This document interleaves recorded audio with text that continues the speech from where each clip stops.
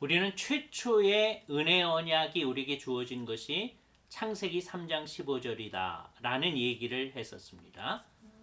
이제 여인의 후손을 통하여 우리를 구원한다 라고 하는 것을 사람들은 막 믿어갔습니다. 물론 어떤 사람은 안 믿어갔죠. 믿는 사람은 구원을 받고 안 믿는 사람은 구원을 받지 못합니다. 하나님이 그 시대에 주어진 계시의 내용을 믿는 사람이 구원을 받는 겁니다. 어느 시대에든지 주님을 믿어서 구원을 얻죠. 하나님이 어떻게 하시겠다라고 하는 내용을 알고 그것을 믿어야 됩니다. 성경 가운데 보면 노아의 아버지 라멕이 이렇게 얘기를 합니다. 여호와께서 땅을 저주하심으로 수고로이 일하는 우리들을 이 아들이 위로하리라. 그래서 자기 아들의 이름을 위로라는 뜻에서 노아라고 이름을 붙입니다. 그건 위로라는 말이거든요. 여기서 두 가지의 인식이 들어있음을 알 수 있어요. 우리가 이 세상에서 사는 게 수고로운 건데 그게 괜히 그렇게 된 게 아니라 우리가 옛날에 잘못한 것에 대해서 하나님께서 이 땅을 저주하심으로 우리가 수고로이 일하는 것이다. 그래서 창세기 3장에서 인간의 죄에 대해서 하나님께서 형벌하신 것에 대한 인식을 알고 있어요.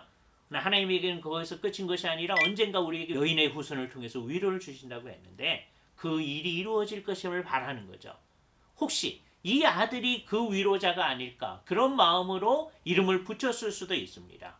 그래서 노아라는 사람이 등장하는 거예요. 그러나 역사에 전개된 걸 보면 노아가 인간에게 구원을 가져다 주는 최후의 구원자가 아니었고 그 시대에 인간의 죄악이 얼마나 심각한지가 잘 드러나게 된 것이죠.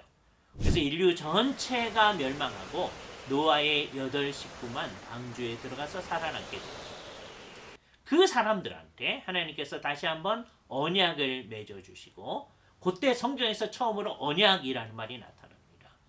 노아의 자손들과 다음에 그 당시의 모든 피조물, 살아남은 모든 피조물들에게 하나님께서 언약을 맺는다는 거죠. 내가 다시는 물로 세상을 멸망시키지는 않겠다라는 얘기입니다.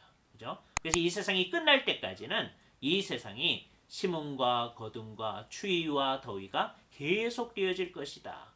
그 전에는 인간들의 죄 때문에 이것을 전부 다 멸망시켜야 되겠다라고 말씀하셨던 하나님께서 이제 언약을 노아와 그의 후손들 피족의 전체와 맺으셔서 이들을 보존해 주시겠다는 약속을 해주시는 거예요. 왜 이 보존에 관한 약속이 주어지는 것일까요? 만일에 인간의 죄 때문에 인간을 멸망시킨다고 하면 인간의 역사는 계속될 수가 없기 때문입니다.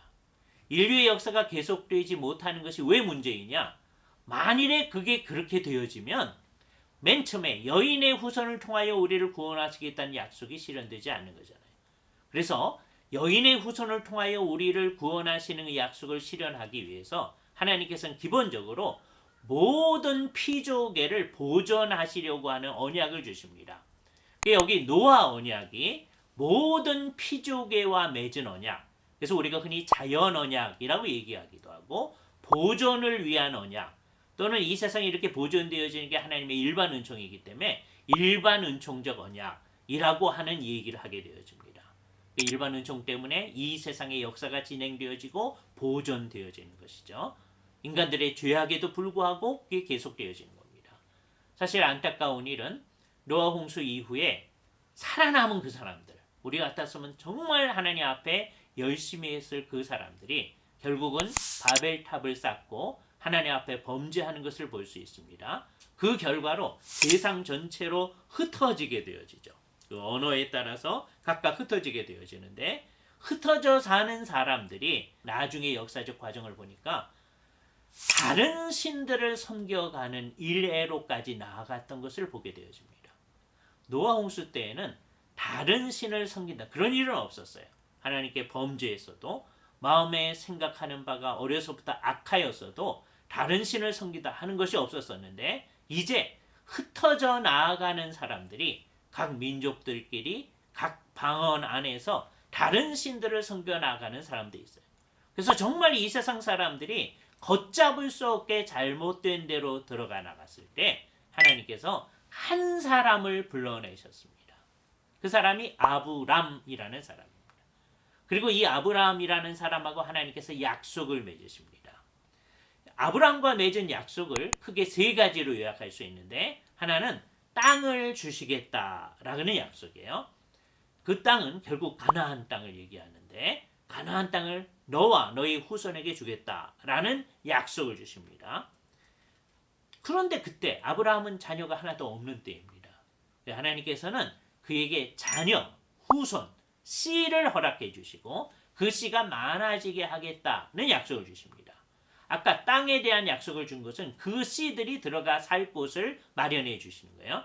땅에 대한 약속, 그다음에 자손에 관한 약속을 주시면서 그렇게 하는 이유는 이 사람들이 복을 얻도록 하기 위한 것인데, 이 복은 자기들만 얻는 복이 아니라 너를 통하여서, 너와 너희 후손을 통하여서 세계의 만민이 복을 얻으리라 라고 말씀하시니까, 창세기 12장에 있는 이 말씀에 근거해서 우리는 뭐라고 얘기할 수 있느냐? 온 세상에게 미칠 하나님의 계획이 이 아브라함과의 맺은 언약 속에 들어있다라고 말할 수 있어요.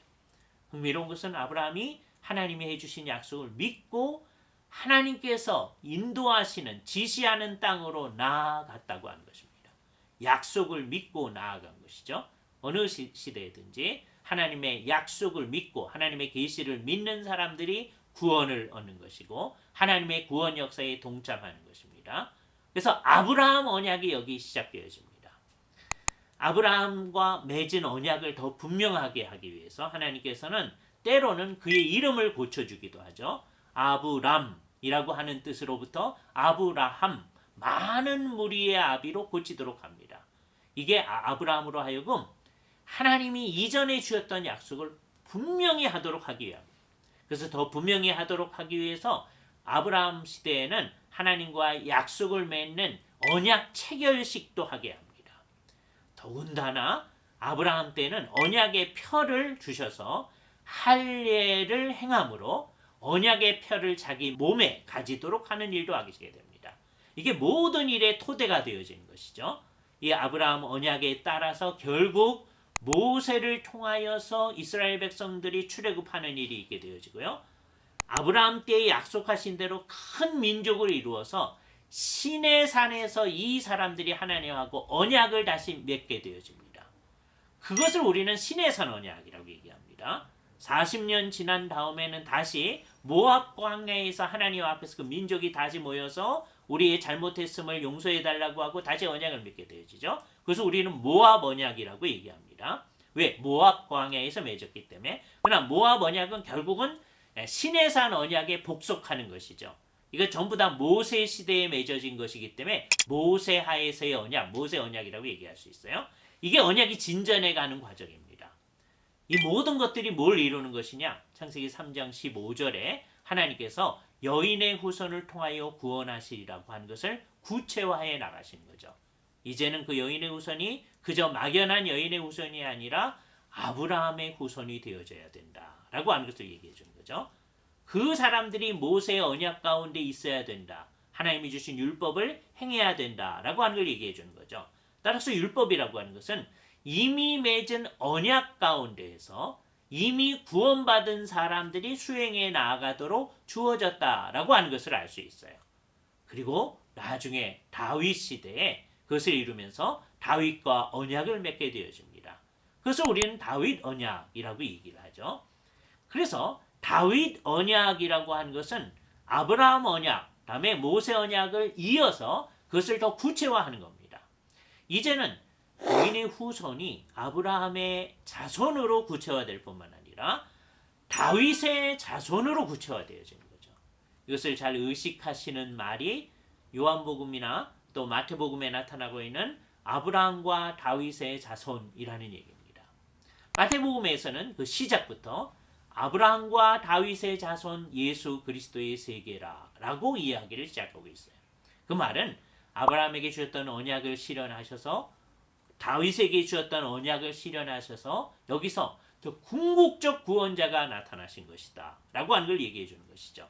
따라서 우리는 이 예수 그리스도가 처음에 약속되어졌던 여인의 후손이라고 하는 것을 신약 성경의 기록을 통하여서 확인하게 되어진 것이죠.